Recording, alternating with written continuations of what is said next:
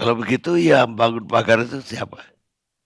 Kalau bangun pagar kita harus konstruksikan dulu yang tadi saya sampaikan. Kita kan tidak tahu, semua nggak ada yang mengaku. Beliau tadi menuduh misalnya korporat. Nah sekarang kalau korporat untuk ngurus PKKPRL di Kementerian Kelautan hanya bayar PNBP Rp1.800 per meter. Nah sekarang kalau dibandingkan dengan bayar kepada perorangan atau bikin sertifikat, kira-kira mahal mana? Kalau saya korporat pasti mengatakan bikin PKKPRL, toh cuma 1.800. Nah cuman barangkali kondisi sekarang bisa kita bayangkan nih, korporat kalau sekarang bikin PKKPRL seperti yang beliau sampaikan tadi, nanti jangan-jangan sembunyi-sembunyi bikin izinnya, kan jadi serba salah. Gitu. Padahal kalau kita lihat, kan bukan hanya masalah pagar laut saja yang ada masalah di situ. Begitu begitu ada isu mau ada reklamasi, masyarakat itu nggak tahu siapa nelayan atau bukan, tiba-tiba banyak bagan. Padahal kalau malam itu nggak ada isinya, nggak ada orang nyari ikan. Karena kalau bagan, kan orang-orang mestinya malam-malam itu ada kelihatan lampu gitu ya. Kalau di sekitar PIK 2 itu di depan. Dan kemungkinan kalau bikin bagan di tempat situ, kan nggak ada ikannya. Di situ polusi gitu ya. Polusinya banget gitu. Makanya dari JRP juga bilang kalau ini punya mereka mau harus dibongkar, bongkar juga yang bagan. Kalau yang bagan dibongkar, yang untung sebenarnya PIK. Gitu ya, kalau yang untung PIK. Nah, tetapi kalau PIK yang menyuruh gitu, bongkar bagan, maka PIK akan dijadikan sebagai orang yang dolim lagi gitu. Jadi saya pikir konstruksi kanal seperti itu, karena ada aturan juga, saya nggak tahu nih, apakah di situ itu daerah abrasi atau tidak. Kalau abrasi, yang pemilik tanah di situ punya hak untuk rekonstruksi. Rekonstruksi dilindungi undang-undang. Kemudian kalau ada orang yang menggarap laut, kemudian menggarap, biasanya kan kalau garapan itu bisa dari lurah tuh, keluarkan izinnya.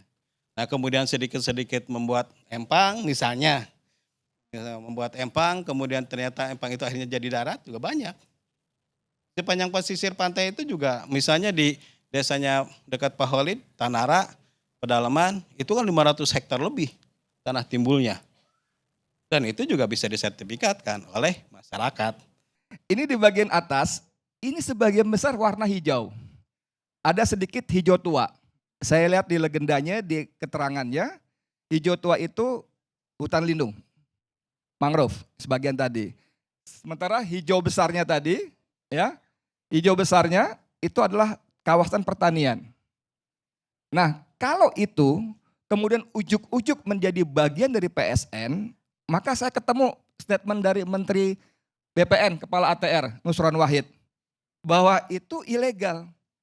Karena status maka dia mengatakan pengembangan PIK 2 menyalahi RT RW. Itu bukan kata saya, gampang di googling ketemu. RT RW-nya menyalahi. Yang kedua, ini memang seperti kata Susan tadi, karena kita sudah kadung tidak percaya kepada integritas pemerintah. Jadi kalimat-kalimat begitu, kemudian seperti kata Nusron juga, bahkan kata AHY-nya, Menko-nya, kita akan lihat. Nanti kita kita fasilitasi pertemuan antara pihak-pihak terkait dengan LH segala macam untuk disesuaikan peraturannya. Jadi ada pelanggaran, bukan peraturan ditegakkan, peraturannya disesuaikan. Kalau saya misalnya naik mobil, kemudian saya nggak sempat nginjek rem, udah merah saya masih melaju, maka saya nggak ditilang. Tapi mulai sekarang lampu merah berarti boleh jalan. Ini yang terjadi di negeri kita begitu Bang Ari. Nah, kembali ke soal tadi, siapa dalangnya sudah jelas. Sudah jelas, tidak perlu 20 hari, sudah jelas. Dirjen Pung itu, yang gagah ganteng itu waktu dia memberikan segel itu, mengatakan kita lihat siapa yang memberi izin. Tadi beliau mengatakan kalau daripada beliin sertifikat, mendingan urus izin aja. Pendapatan pajak, PNBP, pendapatan negara bukan pajaknya cuma 1.800. Wah menggiurkan juga gitu loh. Kan aneh gitu ya. Saya nggak tahu sejarah Tangerang, apakah betul nanti mereka mengatakan ini dulu lahan. Lalu karena abrasi pantai, sekarang kita urus. Ada nanti restorasi dan sebagainya. Ini jelas ini adalah semuanya prakondisi untuk kepentingan PIK 2. Tadi beliau mengatakan kenapa diserahkan kepada Agung Sedayu? Karena ada 5 wilayah yang terpecah-pecah harus disatukan. Bang Karni, saya nggak tahu persis aturan di pemerintahan, Pak Nur Mutakin yang lebih paham pastinya. Setahu saya ada namanya pekerjaan yang namanya kalau di atas 200 juta, 250 juta harus tender. Pertanyaan saya, kenapa yang diberikan keistimewaan kesempatan hanya Agung Sedayu? Ada sekian ratus, mungkin sekian ribu perusahaan lain. Kenapa yang lain enggak? Kalau kita lihat kronologisnya, status PSN untuk PIK 2 termasuk BSD itu diumumkan 2 hari oleh Jokowi, 2 hari setelah pengumuman Pilpres. Seperti ditulis oleh majalah Tempo, Aguan mengatakan kami harus menyelamatkan wajah presiden. Karena IKN tidak kunjung ada investor. Kami kerja pontang-panting 9 bulan dan kami babak belur. Jadi dari rangkaian cerita ini, jangan salahkan rakyat kalau rakyat berpendapat ini adalah terima kasih Jokowi kepada Aguan.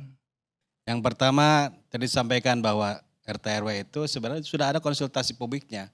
Cuma kan tidak mungkin semua orang diundang. Tentu ada pilihan-pilihannya sesuai dengan keterwakilan. Termasuk juga nelayan juga diundang, pihak nelayan. Cuman kan kalau kebetulan tidak mengundang beliau ya kan kita juga tidak tahu gitu ya. Kemudian yang kedua, bahwa yang rencana tata ruang itu maka yang terbarulah yang diakui sebagai guideline. RT RW Provinsi Banten itu produknya Perda nomor 1 tahun 2023 yang terbaru dibandingkan dengan RT RW yang ada di Kabupaten Tangerang. Nanti Kabupaten Tangerang ketika akan menyusun RT RW itu harus mengikuti rencana tata ruang yang sudah ditetapkan oleh pemerintah Provinsi Banten. Karena Kabupaten Tangerang sendiri mengikuti proses penyusunan RT RW di provinsi, termasuk bagian daripada lintas sektor dengan kementerian-kementerian. Nah kemudian tadi disampaikan bahwa Menteri ATR menyatakan itu belum atau tidak sesuai dengan rencana tata ruang. Bukan tidak sesuai, tapi belum. Karena sudah saya sampaikan tadi katakan bahwa kawasan hutan produksi ini sebagai kawasan holding zone. Artinya zona tunda. Akan tetap menjadi keputusan sebagai kawasan hutan produksi kalau sudah ada SK Kementerian Kehutanan. Maka menjadi tetap. Kenapa? Karena tidak boleh ada pertentangan hukum di dalam satu kesatuan tata ruang gitu. Jadi harus satu kesatuan gitu. Nah, ini yang sedang diproses oleh pemerintah Provinsi Banten. Gubernur sudah meminta kepada Kementeri Kehutanan bahwa untuk dilakukan penyesuaian dengan RT RW Provinsi Banten. Aturannya ada di Perpres di Peraturan Pemerintah nomor 23 tahun 2021 ada. Di Peraturan Menteri Kehutanan LHK nomor 7 tahun 2021 juga ada. Prosesnya ada sesuai. Gitu. Termasuk juga kenapa ini menjadi PSN, kan itu juga PSN itu banyak Pak yang menggunakan tanah kehutanan. Termasuk juga lahan-lahan sawit, tidak ada proses tender. Karena memang ini adalah sesuai dengan proyeksi investasi. Nah kan kalau misalnya investasinya 40 triliun, siapa yang bisa investasi 40 triliun? Kan tidak semuanya. Apalagi misalnya kalau saya lihat di dalam perencanaannya di Blok A itu dibangun masjid, gereja, kemudian semua fasilitas agama, tidak ada fasilitas komersil. Nah, terus siapa yang akan membangun kalau bukan Agung Sedayu? Karena Agung Sedayu yang akan mendapatkan keuntungan dari pembangunan kawasan sekitarnya, gitu kan? Kira-kira seperti itu. Orang bikin masjid, untungnya apa? Gitu. Tetapi kalau dibangunnya di dekat masjid itu di luar PSN, ada ruko-ruko, mungkin harganya menjadi naik lagi. Kira-kira seperti itu.